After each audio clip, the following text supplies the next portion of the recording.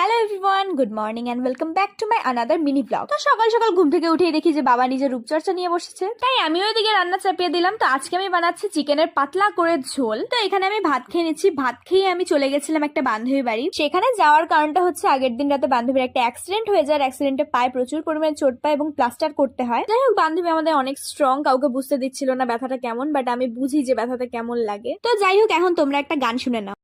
টেবিলেতে বইসাই আমার কেমন কেমন করে জানি না, বই দেখিয়া বুকের ভেতর ধুকুক ধুকুক করে। হায় হায়। পারতাম যদি সাইরা যাইতাম বই খাতা গুলারে, মোবাইল লয়া কাটাই দিতাম পুরা জীবনটারে। আমার মন বসে না পড়াতে প্রিন্সিপালের জ্বালাতে, খাইতো গেলাম পালায়ে, খাইতো গেলাম। এখানে দেখো সবার ফোন।